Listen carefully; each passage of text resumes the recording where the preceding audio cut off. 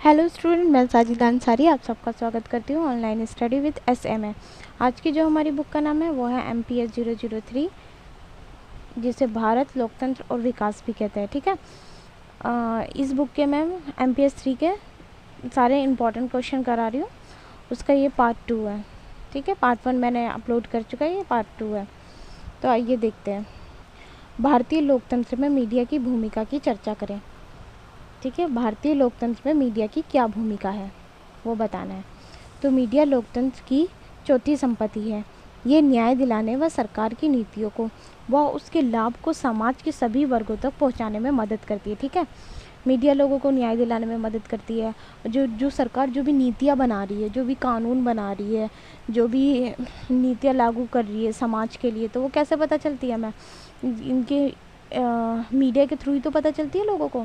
तो उसमें ये मदद करती है। ठीक है, सभी वर्गों तक जो नीति जिसके लिए है, जो लाभ उससे होएगा, उसका किसके थ्रू सभी वर्गों तक पहुंचाने में मीडिया मदद करती है। ठीक है, वे सरकार और देश के नागरिकों के बीच एक श्रृंखला के रूप में कार्य करती है। ठीक है, एक लड़ी के रूप में कार्य करती है, एक डोर के रूप में कार्य करती है। और लोगों को मीडिया पर विश्वास है और मीडिया जो है लोग मीडिया पे विश्वास भी करते हैं, क्योंकि ये दर्शकों पर भी प्रभाव डालती है। ठीक है, भारतीय राजनीति की बदलती गतिशीलता ने मीडिया से लोगों की उम्मीदें बढ़ा दी है। ठीक है, अभी जो राजनीति की जो गतिशीलता है ना, मीडिया से मतलब और ज़्यादा उम्मीदें बढ़ गई है लोगों की। ठीक है, क्योंकि परिवर्तन का यह चरण व्यक्तिगत धारणा के साथ विश्वास करना बहुत आसान हो गया है। देश की पुरानी पीढ़ी अभी भी परंपरा और संस्कृति के आधार पर चीज़ों को तय करती है, जबकि वर्तमान युवाओं को दुनिया में तेज़ी से बढ़ती प्रौद्योगिकी और सोशल मीडिया में रुचि है। ठीक है, जिसकी जो पुरानी पीढ़ी है वो अभी भी परंपरा और संस्कृति के आधार पर चीज़ों को तय करती है, परंतु जो आज की युवा है, ठीक है, जो वर्तमान पीढ़ी है, जो आज की जो युवा है, वो तेज़ी से बढ़ती हुई प्रौद्योगिकी और सोशल मीडिया में ज़्यादा रुचि रखती है। ठीक है, हम सब सोशल मीडिया में ज़्यादा एक्टिव रहते हैं ना, उन सब में ज़्यादा रुचि रखते हैं, वही सारी चीज़ें। इसी प्रकार मीडिया के लिए यह सुनिश्चित करना महत्वपूर्ण हो जाता है कि टीआरपी चैनलों को बढ़ावा देने के लिए प्रसारित की जा रही सूचना के साथ पक्षपात व हेरफेर ना किया जाए। ठीक है, उनके लिए फिर ये जो सुनिश्चित हो जाता है, उनकी ये जिम्मेदारी बन जाती है कि टीआरपी चैनलों को बढ़ावा देने के लिए, मतलब अपने टीआरपी को बढ़ाने के लिए जो भी सूचना है उसके साथ किसी भी प्रकार की हेरफेर ना की जाए या किसी भी प्रकार का पक्षपात ना किया जाए। ठीक है, अगर जो पक्षपात करेंगे, हेरफेर करेंगे, फिर थोड़ा ना जनता को उसमें इंटरेस्ट होएगा, टीआरपी उसकी चैनल की घटेगी। तो अपनी टीआरपी को बढ़ाने के लिए उनकी ये जिम्मेदारी बन जाती है। मीडिया को लोकतंत्र का चौथा स्तंभ भी कहा जाता है। ठीक है, मीडिया को लोकतंत्र का चौथा स्तंभ भी कहा जाता है। सॉरी गाइस, ये वीडियो हैंग हो रही है, फ़ोन हैंग हो रहा है, क्योंकि ये लोगों को आवश्यक जानकारी प्रदान करता है ताकि वे सूचित निर्णय ले सकें। ठीक है, चौथा स्तंभ इसलिए कहा जाता है क्योंकि लोगों को आवश्यक जानकारी प्रदान करता है ताकि वे सूचित निर्णय ले सकें। बहस, चर्चा, मतदान के माध्यम से मीडिया सरकार को जनता के प्रति जवाबदेह बनाती है। ये लोगों को लोकतंत्र के बारे में शिक्षित करती है और साथ ही जनता की राय व सुझाव के माध्यम से लोकतांत्रिक मांगों का निर्माण करके सामाजिक नीति के लिए महत्वपूर्ण जानकारी प्रदान करती है। ठीक है, ये लोगों को लोकतंत्र के बारे में शिक्षित करती है, लोकतंत्र के बारे में बताती है, साथ ही जनता की राय सुझाव माध्यम से लोकतंत्र की मांगों का निर्माण करके सामाजिक नीतियों के लिए महत्वपूर्ण जानकारी प्रदान करती है। ठीक है, ये मानव अधिकारों का उल्लंघन, सत्ता का दुरुपयोग, न्याय वितरण में कमियां, लोकतांत्रिक संस्थानों में भ्रष्टाचार आदि का खुलासा करती है। ठीक है, जो भी भ्रष्टाचार हो रहा है, ये सारी चीज़ें जो हो रही है, इन सब के बारे में मीडिया के थ्रू तो हमें पता चलता है। घोटाला, भ्रष्टाचार, इन सब के बारे में जो भी चीज़ें मीडिया के थ्रू तो हमें पता चलती है। मीडिया अखिल भारतीय महत्व के मुद्दों को उठाकर एकता और भाईचारा बनाने में मदद करती है और देश में मौजूद विविधता को भी रेखांकित करती है। भारतीय मीडिया बेहद जीवंत रहा है और जब भी लोकतंत्र को निरंकुश प्रवृत्ति से खतरा हुआ है, उसने इन प्रवृत्तियों के खिलाफ ऐतिहासिक रूप से महत्वपूर्ण भूमिका निभाई है। ठीक है, अगर कभी भी मीडिया पर बहुत जीवंत रहा है और कभी भी लोकतंत्र निरंकुश परिवर्तन, मतलब कभी भी लोकतंत्र पर निरंकुश परिवर्तन को खतरा रहा है ना, तो उसमें मीडिया ने एक महत्वपूर्ण भूमिका निभाई है। वर्तमान समय में मीडिया को प्रभावित करने वाले प्रमुख कारण, ठीक है, मीडिया को क्या क्या प्रभावित कर रहे हैं। भारतीय मीडिया में फर्जी खबरों की बहुत ज़्यादा समस्या मौजूद हो गई है आज के समय में, जिसके कारण लोग गलत सूचना प्राप्त करके बड़े पैमाने पर अफवाह व भ्रम का शिकार हो जाते हैं। ठीक है,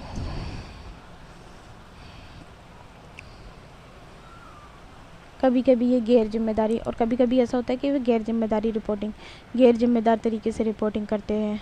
ठीक है, और राष्ट्रीय सुरक्षा के लिए संवेदनशील जो भी राष्ट्रीय सुरक्षा से की जो संवेदनशील जो जानकारी होती है ना, उसे भी कभी कभी लीक कर देते हैं, जो ये चीज़ गलत है। ठीक है, उदाहरण के लिए मुंबई में 26/11 के आतंकवादी हमले के मामले को ले लो। गैर जिम्मेदारी रिपोर्टिंग करना और कभी कभी भीड़ की भावनाओं को भड़काकर कानून व्यवस्था की समस्या पैदा करना। ठीक है, भीड़ की भावनाओं को कभी भी ऐसी रिपोर्टिंग करते हैं ना कि जिससे भीड़ की भावनाएं भड़क जाए और कानून व्यवस्था की समस्या पैदा हो जाती है, जिससे मीडिया उच्च टीआरपी प्रतियोगिता में सनसनीखेज समाचार दिखाती है। ठीक है, सनसनीखेज के समाचार की खबरें कुछ ज़्यादा बढ़ा दी है, जो सार्वजनिक मुद्दों से संबंधित समाचारों के महत्व को कम करती है। ठीक है, ज़्यादा टीआरपी के लिए मीडिया ने पेड न्यूज़ की भी समस्या है, जो लोगों को भ्रमित करती है। ठीक है, भारत में बढ़ती मीडिया ट्रायल की घटनाओं ने न्याय का उपहास उड़ाया है। भारत में मीडिया की विविधता और गुणवत्ता मीडिया समावेश और लाभ संचालित हितों जैसी समस्याओं से प्रभावित हो रही है। पेड न्यूज़ को मोटे तौर पर कानून द्वारा परिभाषित किया जाना चाहिए और इन संबंध में दंडात्मक उपाय किए जाने चाहिए। भारतीय प्रेस परिषद को कानून द्वारा दंडात्मक शक्तियाँ दी जानी चाहिए। ठीक है, ये सारी चीज़ें मीडिया को दी जानी चाहिए। मीडिया को स्वतंत्र होना चाहिए, जिससे किसी के दबाव में रहकर वो किसी के लिए कार्य ना करे। समाचार प्रसारण मानक प्राधिकरण जैसे नियामक निकायों को सशक्त बनाया जाना चाहिए। निष्कर्ष,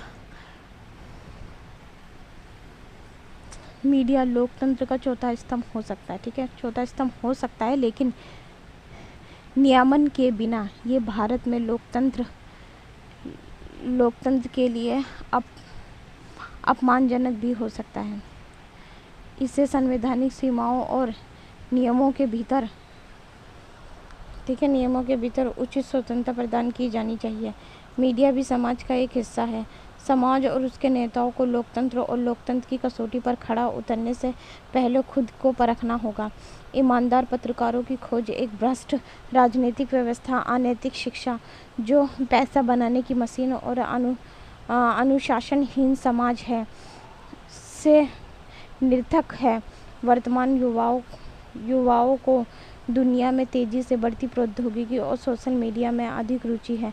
इस प्रकार मीडिया के लिए ये सुनिश्चित करना महत्वपूर्ण हो जाता है कि टीआरपी चैनलों को बढ़ावा देने के लिए प्रसारित की जा रही सूचना को पक्षपाती या हेरफेर के साथ ना किया जाए। ठीक है, ये सारी चीज़ें होनी चाहिए और मीडिया एकदम स्वतंत्र होनी चाहिए। मीडिया पर मतलब किसी के दबाव में आकर कार्य ना करें। पेड न्यूज़ का चलन, ये पक्षपात टीआरपी बढ़ाने के लिए ये सारी चीज़ें ना की जानी चाहिए। विकास पर गांधी जी के विचार। ठीक है, विकास पर गांधी जी के क्या विचार थे। गांधी जी विकास के पूरे पक्ष थे। ठीक है, विकास के पक्ष में थे गांधी जी, पर उनका मानना था कि विकास संतुलित होना चाहिए, संतुलित बैलेंस होना चाहिए। ठीक है, जिससे असंतुलन पैदा हो, जिससे असंतुलन पैदा हो उसे विकास नहीं विनाश कहा जाना चाहिए। गांधी जी विकास के पक्ष में थे, पहला पॉइंट। ठीक है, और वो विकास को कैसा मानते थे कि विकास संतुलित होना चाहिए, जिससे असंतुलन पैदा हो वो विकास नहीं विनाश है। गांधी जी का ये मानना था। गांधी जी का महत्व आज भी बराबर है। देश को ब्रिटिश राज से मुक्त कराने वाले स्वतंत्रता आंदोलन में गांधी जी को उनके योगदान के लिए हमेशा याद किया जाता है। ठीक है, गांधी जी ने तो हमें ब्रिटिश राज से मुक्ति दिलाई थी, हमें स्वतंत्रता दिलाई थी, जिसके लिए उन्होंने बहुत सारे आंदोलन लड़े थे। उनके योगदान को कभी भुलाया नहीं जा सकता। ठीक है, जैसे चंपारण आंदोलन, सविनय अवज्ञा आंदोलन, भारत छोड़ो आंदोलन, असहयोग आंदोलन किए थे, जिससे लोगों में राष्ट्रीय चेतना जागरूक हुई थी। जिससे लोगों में क्या हुआ था, लोगों में राष्ट्र के प्रति अपनी जिम्मेदारी को समझा था। लोगों ने राष्ट्र के प्रति अपनी चेतना जागी थी उनके मन में। गुलामी की पीड़ा से अपने आप को आज़ाद करने की भावना जागी थी और देश के प्रति उनका प्यार जागरूक हुआ था। इसके अलावा गांधी जी सिर्फ राजनीतिक स्वतंत्रता नहीं चाहते थे, इसके अलावा गांधी जी सिर्फ राजनीतिक स्वतंत्रता नहीं चाहते थे, लोगों को सिर्फ राजनीतिक क्षेत्र में आगे बढ़ते हुए नहीं देखना चाहते थे, बल्कि वो चाहते थे कि प्रत्येक व्यक्ति आर्थिक रूप से भी उन्नति करे, सामाजिक रूप से भी देश में आगे बढ़े। ठीक है, देश को बढ़ता हुआ देखना चाहते थे। गांधी जी सिर्फ राजनीतिक स्वतंत्रता नहीं चाहते थे, आर्थिक और सामाजिक उन्नति ये सब चाहते थे गांधी जी। गांधी जी का स्वराज का सार। ठीक है, गांधी जी स्वराज के बारे में उनका क्या सार था, उनका क्या विचार थे। गांधी जी का कहना था कि स्वराज का दूसरा मतलब होता है प्रशासन, मतलब खुद के ऊपर शासन करना। इसके अलावा उन्होंने ये भी कहा है कि सरकार देसी हो या विदेशी, लेकिन हमारे ऊपर खुद का शासन होना, स्वशासन यानी खुद का शासन, स्वयं का शासन, खुद का शासन होना, किसी और का नहीं।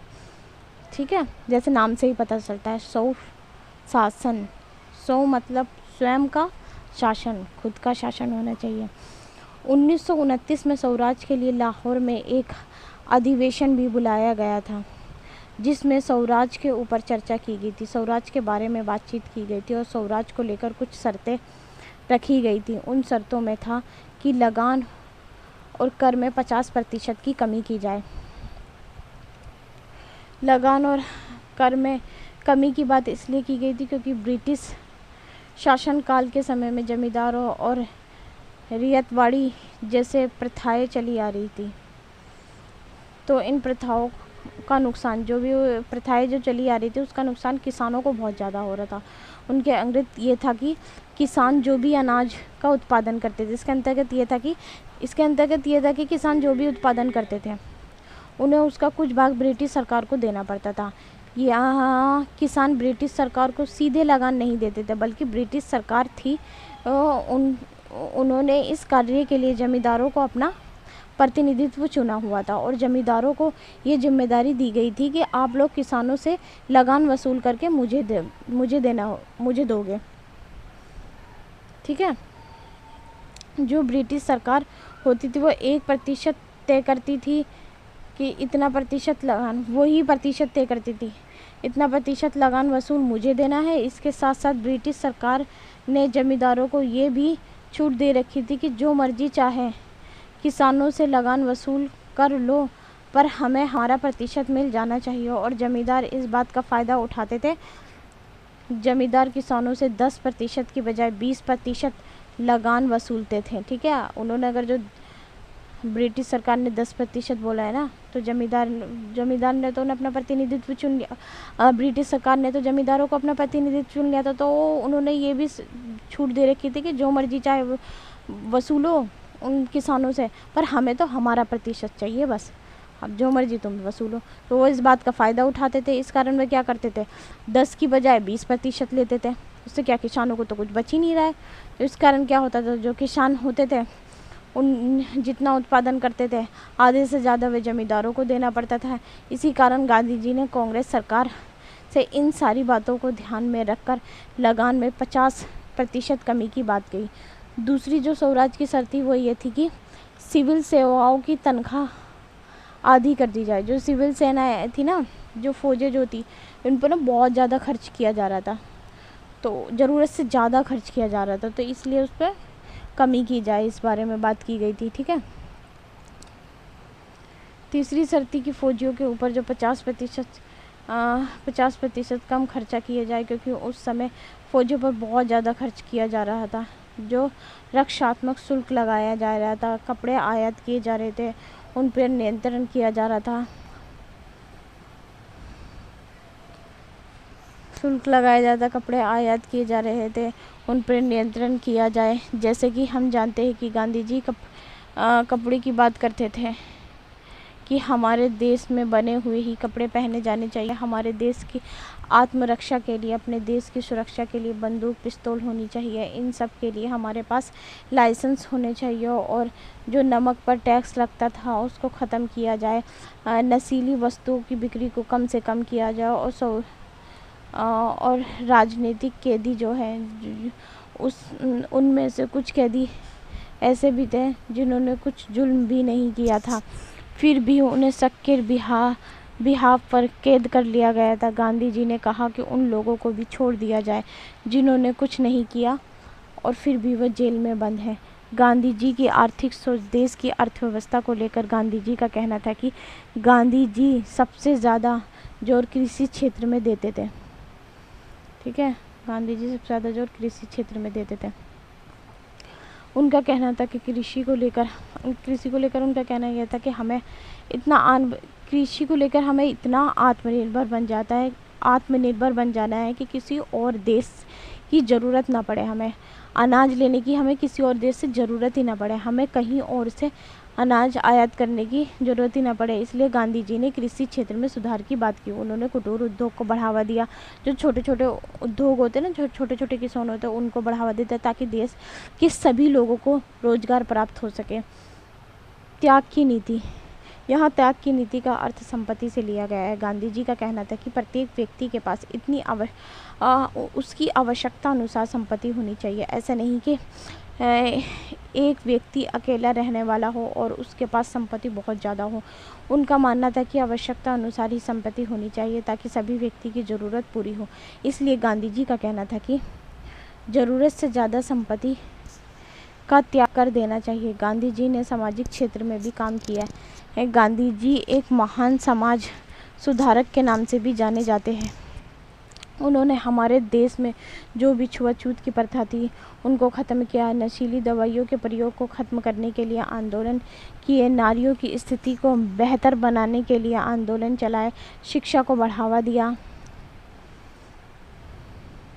स्त्री और पुरुष के बीच जो असमानता थी उसे ख़त्म करने के लिए उन्होंने नारियों को भी अधिकार देने की बात कही, क्योंकि उनका मानना था कि स्त्री और पुरुष जो होते हैं वो एक दूसरे के पूरक होते हैं। ठीक है, इसलिए अगर हम दोनों को बढ़ावा देंगे तो इससे देश ही आगे बढ़ेगा। गांधी जी चाहते थे कि देश में सामाजिक न्याय हो, इसलिए वो सत्य और अहिंसा के मार्ग को अपनाते थे। उनका मानना था कि हिंसा में कुछ नहीं रखा हुआ है और हिंसा से सभी व्यक्ति का नुकसान ही होगा, इसलिए वह अहिंसा के मार्ग पर चलते हुए सभी को सलाह देते थे। इसके अलावा उनका एक उद्देश्य ये भी था कि वह सभी व्यक्ति के हृदय में क्रांति लाना चाहते थे, सभी व्यक्ति को अपने हक के लिए, ताकि सभी व्यक्ति अपने हक के लिए लड़ सके, सभी व्यक्ति आत्मनिर्भर बन सके और अपने साथ साथ अपने देश का भी विकास कर सके। गांधी के विचार आज भी उतने ही प्रासंगिक और महत्वपूर्ण हैं जितना कि स्वतंत्रता आंदोलन के समय थे। हमने अपने विकास का मॉडल पश्चिमी रखा है। अजीब है कि वही पश्चिम आज गांधी जी की गंभीरता से लेता है।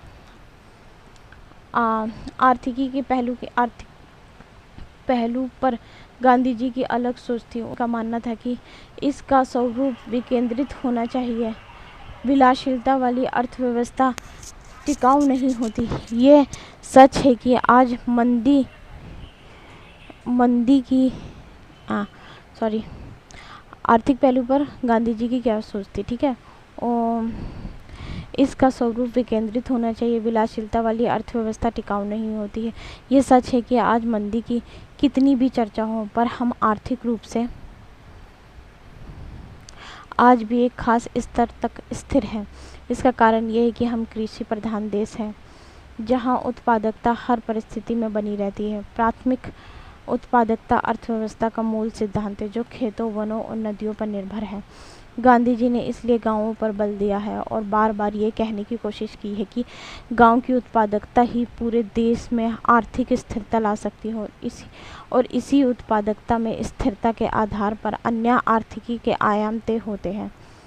ठीक है, सामाजिक बदलाव, दूसरा क्वेश्चन देखते हैं। सामाजिक बदलाव लाने वाले साधन के रूप में राज्य के नीति निर्देश सिद्धांतों की महत्वता का विश्लेषण कीजिए। ठीक है, राज्य के नीति निर्देश सिद्धांतों की क्या महत्व है।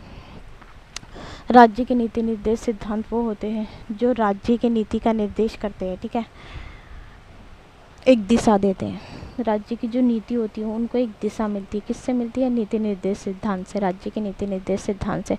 अर्थात ये सिद्धांत राज्य की नीति के आधार होते हैं। इन्हें क्या राज्य की नीति का आधार माना जाता है तथा ये सिद्धांत सरकार को उनके दायित्वों के बारे में बताते तथा उनके उद्देश्य को मार्गदर्शन देते हैं। ठीक है, उन्हें एक दिशा देते हैं, मार्गदर्शन देते हैं, एक रास्ता दिखाते हैं।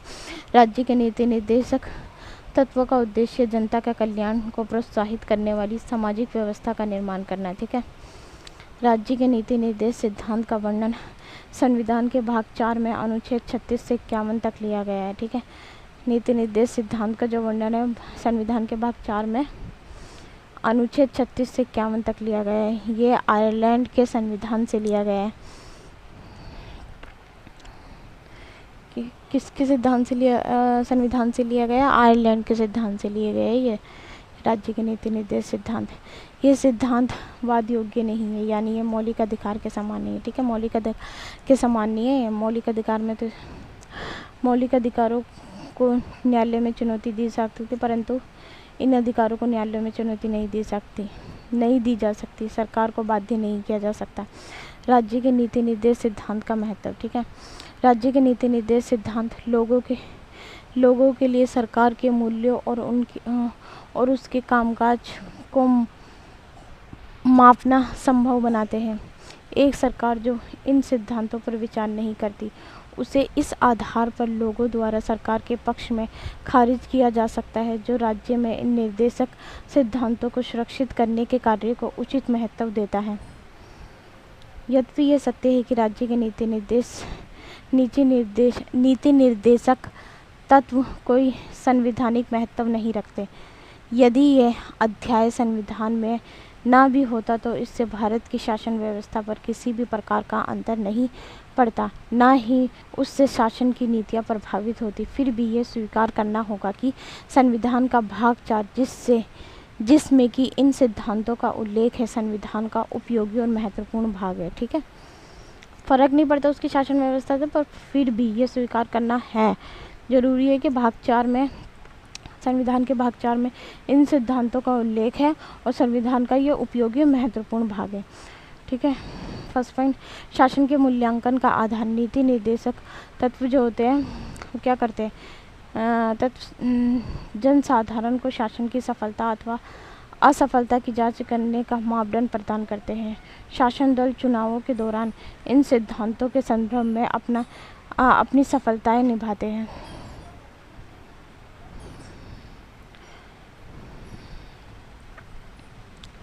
आर्थिक लोकतंत्र की स्थापना में सहायक। ठीक है। नीति निर्देश सिद्धांत सरकार को राजनीतिक लोकतंत्र की स्थापना के साथ साथ आर्थिक लोकतंत्र स्थापित करने में सहयोग देते हैं। कर्तव्य बोध का आभास। राज्य के नीति निर्देश तत्व हमेशा शासकों को उनके कर्तव्य का बोध कराते रहते हैं, जिसके फलस्वरूप कोई भी राजनीतिक दल अनिष्टकारी कार्यों के प्रति उन्मुख नहीं होता है। संविधान की व्याख्या में मददगार। राज्य के नीति निर्देश तत्व संविधान की व्याख्या में सहायक सिद्ध होते हैं। ये सिद्धांत न्यायालयों के लिए प्रकाश स्तंभ के समान है तथा संवैधानिक व्याख्या के कार्य में न्यायपालिका द्वारा उन्हें उचित महत्व दिया जाता है। जनमत की शक्ति। हालांकि इन सिद्धांतों को न्यायालय द्वारा क्रियान्वित नहीं किया जा सकता, लेकिन उनके पीछे जनमत की सत्ता होती है, जो कि लोकतंत्र का सबसे बड़ा न्यायालय है। राष्ट्रीय कल्याण की गति में सहायक। इन सिद्धांतों के अस्तित्व से एक राजनीतिक दल दूसरे दल में सत्ता का हस्तांतरण हो जाने पर भी राष्ट्रीय कल्याण की गति में किसी भी प्रकार की रुकावट पैदा नहीं होती। नीति निर्देश सिद्धांत सामाजिक और आर्थिक व्यवस्था के प्रतीक के रूप में ठीक है, नीति निर्देशक तत्वों का इसलिए भी महत्व है कि न केवल भारत लोक कल्याण राज्य की स्थापना में सहायक है, वरन भारत की सामाजिक और आर्थिक व्यवस्था को भी सुनिश्चित रूप देते हैं। राज्य के नीति निर्देश सिद्धांतों का संवैधानिक महत्व। नीति निर्देश सिद्धांतों का संवैधानिक महत्व से भी कम महत्वपूर्ण नहीं है। इन सिद्धांतों में भारत की राजकीय नीति में स्थिरता व समता बनी रहेगी। इनकी प्रवृत्ति नैतिक आदर्शों वाली अधिक होती है। ये राज्य के लिए एक नैतिक अहिंसा का गठन करते हैं, लेकिन इससे उनका मूल्य कम नहीं होता, क्योंकि नैतिक सिद्धांत बहुत महत्वपूर्ण है और इसके अभाव में समाज के विकास में बाधा आ सकती है। एक राज्य उसके लोगों द्वारा चलाया जाता है और सरकार हमेशा उनके द्वारा बनाई और प्रतिबंधित की जाती है। इसलिए देश में कानून बनाने के लिए मानकों का एक सेट होना वास्तव में महत्वपूर्ण है। निर्देशक सिद्धांतों को राज्यों के लिए सकारात्मक दिशाएं कहा जा सकता है, जो लोकतंत्र के सामाजिक और आर्थिक आयामों को हासिल करने में मदद करती है। नीति निर्देशक सिद्धांत मौलिक अधिकारों के पूरक हैं, जो राजनीतिक अधिकारों और अन्य स्वतंत्रता प्रदान करते हैं।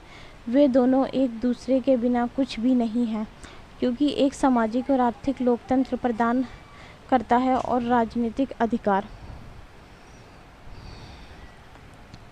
नीति निर्देशक सिद्धांत सरकार के लिए एक मार्गदर्शन के रूप में कार्य करते हैं, जो उन्हें राज्य में न्याय और कल्याण हासिल करने के उद्देश्य से नीति और कानून बनाने में मदद करता है। नीति निर्देशक सिद्धांत देश के शासन में निरंतरता के स्रोत की तरह है, क्योंकि एक लोकतांत्रिक व्यवस्था में सरकारें नियमित चुनाव के बाद बदलती है और हर नई सरकार देश के लिए अलग अलग नीतियाँ कानून बनाती है। ऐसे निर्देशकों की उपस्थिति वास्तव में महत्वपूर्ण है, क्योंकि यह सुनिश्चित करती है कि प्रत्येक सरकार अपने कानून बनाते समय नीति निर्देश सिद्धांतों के रूप में सिद्धांतों का सेट का पालन करेगी। निर्देशक सिद्धांत राष्ट्र के घोषणा पत्र का निर्माण करते हैं।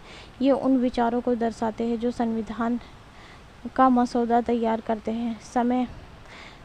मसौदा तैयार करते समय संविधान बनाने वालों के दिमाग में ये था कि ये संविधान के निर्माण के पीछे के दर्शन को दर्शाते हैं और इसलिए संविधान में मौजूदा प्रावधानों की व्याख्या करने और बेहतर कानून और नीतियों के साथ आने में कोर्ट को उपयोगी जानकारी प्रदान करते हैं। ठीक है। निर्देशक सिद्धांत अपने कार्यों में बहुत कठोर प्रतीत नहीं होते और इनसे राज्यों को उन सिद्धांतों की व्याख्या और निश्चित समय में प्रचलित स्थिति के अनुसार लागू करने में मदद मिलती है। भारतीय लोकतंत्र में जाति की भूमिका का आलोचनात्मक परीक्षण करें। ठीक है। भारतीय लोकतंत्र में जाति की क्या भूमिका है, उसकी आलोचना, ये सारी चीज़ें बतानी इसमें। तो जाति प्रथा किसी न किसी रूप में संसार के प्रत्येक क्षेत्र में पाई जाती है। पता है ना, जाति प्रथा किसी न किसी रूप में संसार के प्रत्येक क्षेत्र में पाई जाती है। बाबू जगजीवन राम के शब्दों में जाति भारतीय राजनीति की सर्वाधिक महत्वपूर्ण सत्यता है। एक सामान्य भारतीय अपना सब कुछ त्याग सकता है, परंतु जाति व्यवस्था को अपने विश्वास की तिलांजलि नहीं दे सकता। जाति प्रथा भारतीय हिंदू समाज की प्रमुख विशेषता है। ठीक है। जाति, लोग बहुत ज़्यादा जाति को मानते हैं ना, बहुत ज़्यादा विश्वास करते हैं। स्वतंत्रता प्राप्ति के पश्चात भारत में लोकतांत्रिक प्रक्रिया के प्रारंभ होने से भारतीय समाज में स्थापित जाति प्रथा ने मतदान में महत्वपूर्ण भूमिका निभाना प्रारंभ कर दिया है और जाति की राजनीति में भूमिका से जाति का एक महत्वपूर्ण व प्रभावकारी तत्व बनती चली गई है। इस प्रकार वयस्क मताधिकार लागू करने के पश्चात जाति एक राजनीतिक शक्ति के रूप में उभर कर सामने आई है। ठीक है। जाति राजनीति में क्या रोल निभाती है? जाति के आधार पर तो वोट डाले जाते हैं ना, ये चीज़ें भी तो बहुत ज़्यादा देखी जाती है। अरे हमारे धर्म का है, चलो इसे जिता देते हैं। तो इस चीज़ पे भी बहुत ज़्यादा फ़र्क पड़ता है कि हमारे धर्म का, हिंदू धर्म का, मुस्लिम धर्म का हमारे लिए मस्जिद बनवाएगा, हमारे लिए कार्य करेगा, ये सारी चीज़ें हैं। भारतीय लोकतंत्र में जाति की भूमिका को इस प्रकार समझाया जा सकता है। राजनीति में जातिवाद के प्रभाव को जाति का राजनीतिकरण कहा जा सकता है। लोकतांत्रिक राजनीति के अंतर्गत राजनीति जाति के संगठन के माध्यम से अपना आधार दृढ़ करती है। जाति ने राजनीति में अपनी भूमिका निर्वाह के लिए नवीन रूप धारण कर लिया है। ठीक है। अपनी भूमिका के लिए और नया रूप ले लिया उसने। सभी राजनीतिक दल सिद्धांत जातिवाद की निंदा करते हैं, किंतु जातीय ध्रुवीकरण के माध्यम से सत्ता प्राप्त करने का प्रयास करते हैं। निंदा करते हैं पर जाति के आधार पर ही वह सत्ता प्राप्त करते हैं। राजनीतिक दलों द्वारा कि हिंदू है, अपने उस प्रकार की नीतियों का मतलब कि हम ये करेंगे, तुम्हारे लिए हम ये करेंगे, उसी के आधार पर सत्ता प्राप्त करते हैं। निंदा करते हैं पर उसी के आधार पर सत्ता प्राप्त करते हैं। राजनीतिक दलों द्वारा प्रत्याशियों का चयन तथा सफलता की संभावना का आकलन जातीय मापदंडों से किया जाता है। योग्यता व सेवा तत्वों की उपेक्षा की जाती है। मंत्रिमंडल का निर्माण करते समय ये ध्यान रखा जाता है कि सभी जातियों को प्रतिनिधित्व प्राप्त हो जाए। जातियाँ सरकार की निर्णय प्रक्रिया को प्रभावित करती है। इसका उदाहरण है कि अनुसूचित जातियों के लिए आरक्षण मंडल आयोग द्वारा अन्य पिछड़े वर्ग के लिए आरक्षण का क्रियान्वयन। प्रशासन में भी आरक्षण के माध्यम से जाति को महत्व प्रदान किया जा गया है। राजनीतिक नेतृत्व का जनाधार केवल जातिगत आधार तक ही सीमित है। जातीय संघर्ष से राजनीति के अंतर्गत हिंसा का प्रवेश हो गया है और जाति एक उपलब्ध पदावली बन गई है। राजनीति पर जाति व्यवस्था का प्रभाव समय के साथ साथ बढ़ रहा है, लेकिन जाति व्यवस्था का रूप परिवर्तित होता रहता है। स्वतंत्रता के बाद भारत के राजनीतिक क्षेत्र में जाति का प्रभाव पहले की अपेक्षा बढ़ा है। अतः भारतीय राजनीति में जाति की भूमिका का अध्ययन नियमानुसार किया जा सकता है।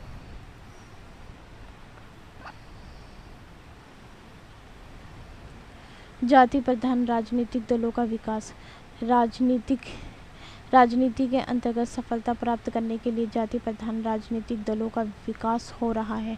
ये नेता की भावना को उभार कर राजनीतिक लाभ उठाते हैं और उसी के आधार पर चुनाव जीतने का प्रयास करते हैं, जैसे Lokdal party, Bahujan Samaj party, Samajwadi party आदि।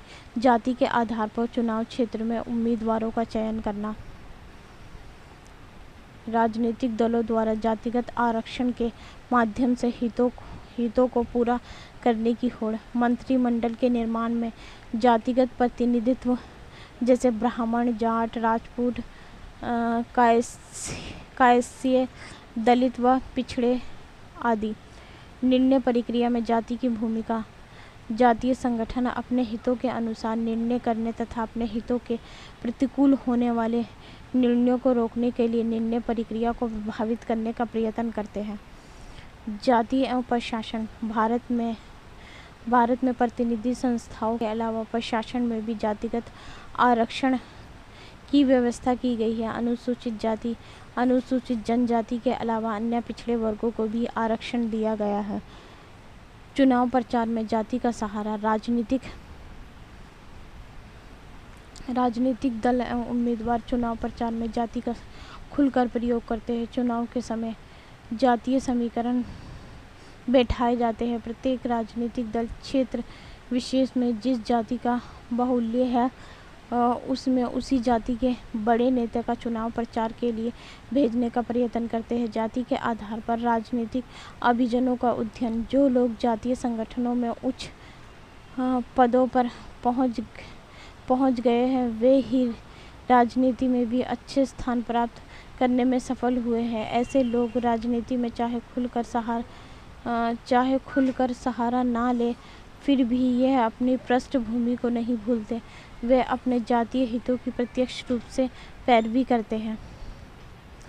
राजनीति में जाति की भूमिका का आलोचनात्मक मूल्यांकन। ठीक है, राजनीतिक दलों ने जब जनता को सम्मोहित करने में अपने आप को असमर्थ महसूस किया, तब राजनीति का खेल खेलने के लिए नेताओं ने राजनीति में जातिवाद का सहारा लिया। दलित शोषितों के उत्थान की आड़ में जातिवाद की राजनीति का अनिवार्य अंग बना दिया। जातिवाद के कारण जहां राज्य के उद्देश्य कल्याण का था, उनको बदल कर रख दिया। उसका वास्तविक उद्देश्य भिन्न जातियों को संतुष्ट करने का रह गया है। राजनीतिक दलों में जातियों को वोट बैंक के रूप में हमेशा प्रयुक्त किया गया है। अतः राजनीति में समाज व्यवस्था के दोषों को बढ़ावा देकर उसे परस्पर जाति संघर्ष एवं वैमनस्यता की आग में डाल दिया गया, जिस पर राजनेता अपने हाथ सेकते रहे हैं। जातिवाद में लोकतंत्र की धारणा के विरुद्ध काम किया गया। जाति व्यवस्था ने राष्ट्र के एकीकरण स्वरूप के लिए संकट पैदा कर दिए हैं। फिर भी ये सत्य है कि जाति भारत के समाज की महत्वपूर्ण इकाई है, जिसकी उपेक्षा करना आसान नहीं है। आवश्यकता इस बात की है कि जाति के नकारात्मक स्वरूप के स्थान पर सकारात्मक स्वरूप की स्थापना की जाए। रूडोल्फ के अनुसार जाति व्यवस्था ने जातियों के रजनीकरण में सहयोग देकर परंपरावादी संस्थाओं को आधुनिकता में डालने का कार्य किया है। भारत के नागरिकों के अधिकारों और हितों को सुरक्षित रखने के लिए न्यायपालिका की भूमिका, ठीक है, न्यायपालिका की भूमिका के बारे में बताना है इसमें। प्रत्येक समाज में एक व्यक्ति का दूसरे व्यक्ति या व्यक्ति के समूह का आपस में अथवा व्यक्ति के समूह का सरकार के साथ निरंतर कुछ कारणों से विवाद होता रहता है। मतलब प्रत्येक व्यक्ति का या उसके समूह का आपस में कुछ ना कुछ विवाद होता रहता है, ठीक है, सरकार के साथ उसका विवाद हो रहा है। इसी विवाद को निष्पक्ष रूप से सुलझाने के लिए न्यायपालिका की स्थापना की गई, जो इस प्रकार के विवादों की जांच कर दोषी को सजा देने के लिए कार्य करती है, ठीक है। और साथ ही साथ विधायिका द्वारा या संसद द्वारा बनाए गए नियमों की जांच करना, कार्यपालिका द्वारा किए गए कार्यों की जांच भी निष्पक्ष रूप से करती है। न्यायपालिका लोकतंत्र की 3 स्तंभों में से एक है, जो 2 विधायिका और कार्यपालिका ये सुनिश्चित करने के लिए कि लोकतांत्रिक प्रणाली कुशल से कार्य करती है। तीनों कार्य करते हैं। हालांकि कार्यकारी और विधायिका को अपनी शक्ति पर जांच की आवश्यकता होती है। लोकतंत्र निरंकुश प्रणाली में बदल सकता है। न्यायपालिका की भूमिका संविधान के संरक्षण और व्याख्याकार के रूप में कार्य करना, भारत के नागरिकों के मौलिक एवं अन्य अधिकारों की रक्षा करना, ठीक है। 2 भूमिकाएं असंबंधित नहीं है। ये सुनिश्चित करना कि न्यायपालिका का कर्तव्य है कि विधायिका या कार्यपालिका द्वारा जो भी उपाय किए जाते हैं वे संविधान के अनुसार है। इसका मतलब ये है कि यदि यह मानने का कारण है कि विधायी उपाय देश के संविधान के खिलाफ जाते हैं तो ये उन्हें हड़ताल कर सकते हैं, ठीक है। अभी ये क्या है, आपको ये वीडियो बहुत धीरे धीरे चला रही हूँ, आप इसे रीड कर लेना, आप समझ जाओगे, ठीक है। बहुत लंबी वीडियो हो जाएगी नहीं तो। दिखा रही हूँ, आप पढ़ लेना। नए कानून बनाना, ठीक है। कानून के उल्लंघन को रोकना, संवैधानिक प्रश्नों पर निर्णय लेना, व्यवस्थापन, सलाह देना, मौलिक अधिकारों की रक्षा करना, ठीक है। ये सारा आप देख लेना।